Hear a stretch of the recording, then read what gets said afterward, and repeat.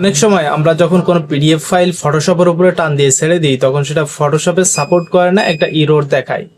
তো এই ধরনের কাজ যারা আমরা প্রতিনিয়ত করি তাদের কাছে কিন্তু মাঝে মধ্যে এই ধরনের কাজ পড়ে এবং সেগুলা সলভ করতে একটু হিমশিম খাইতে হয়, অথবা স্ক্রিনশট নিয়ে ব্রাউজারে ওপেন করে তারপর লো কোয়ালিটিতে সেটাকে প্রিন্ট করতে হয়।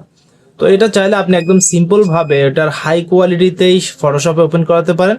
তো কাজটা কিভাবে করুন আমি দেখিয়ে দিচ্ছি। আর যারা নতুন আছেন আমাদের ফেসবুক পেজটিকে ফলো এবং চ্যানেলটিকে সাবস্ক্রাইব করে রাখবেন।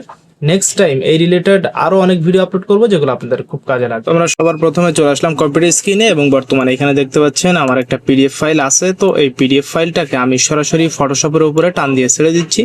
দেখতে পাচ্ছেন এখানে ওপেন হচ্ছে না এবং একটা ইরর দেখাচ্ছে। তো এটাকেই মূলত ফিক্স করব এবং এটার কথাই আমরা বলছিলাম। তো দেখেন এই কাজটা করার জন্য আমাদেরকে যে কাজটা করতে হবে, সবার প্রথমে এটাকে ডাবল ক্লিক করে ওপেন করতে হবে, অথবা আপনি চাইলে যে কোনো একটি ব্রাউজারের মাধ্যমে এটাকে ওপেন করতে পারেন। তো এটাকে ওপেন করার পরে আমাদেরকে ক্লিক করতে হবে এদিক থেকে প্রিন্ট অপশনে। তো আমি প্রিন্ট অপশনে ক্লিক করলাম। দেন ক্লিক করার পরে এখানে আমাদের প্রিন্টারের মডেলটা শো করবে। আপনার ক্ষেত্রে আপনার যে প্রিন্টার আছে সেটাই শো করবে। তো নর্মালি এই প্রিন্টার নামের উপরে ক্লিক করবেন, দেন এদিক থেকে সেভ অ্যাজ পিডিএফ এখানে একটা ক্লিক করে দিবেন। দেন দেওয়ার পরে আপনি সেভ অপশনে ক্লিক করে দিবেন। তো দেওয়ার পর আপনি লোকেশনটা সিলেক্ট করে দিবেন। আমি ডেস্কটপ সিলেক্ট করে দিচ্ছি এবং এটার নাম দিয়ে দিচ্ছি আমি 888। তো দেওয়ার পরে জাস্ট সেভ করে নিচ্ছি। আমার ফাইলটা এখন ইতিমধ্যে পিডিএফ অবস্থায় সেভ হয়েছে। তো আমি চলে আসলাম আবারও ডেস্কটপে। এখান থেকে আমরা খুঁজে দেখি আমাদের যে ফাইলটা সেভ করছি সেটা কোন জায়গায় সেভ হলো। তো দেখতে পাচ্ছেন এই যে এদিকে আমাদের পিডিএফ ফাইলটা সেভ হয়েছে।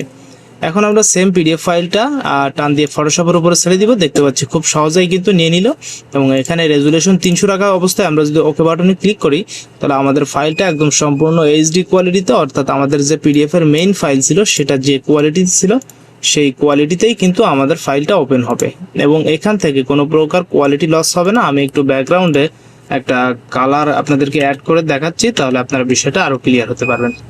তো দেখেন এই হচ্ছে বিষয় আজকের ভিডিও। তো ভিডিওটা কেমন লাগলো জানিয়ে কমেন্টস করবেন, আর পরবর্তী ভিডিও কোন বিষয়ে পেতে চাচ্ছেন সেটাও চাইলে আমাদেরকে কমেন্টসের মাধ্যমে জানাতে পারেন। ধন্যবাদ সবাইকে।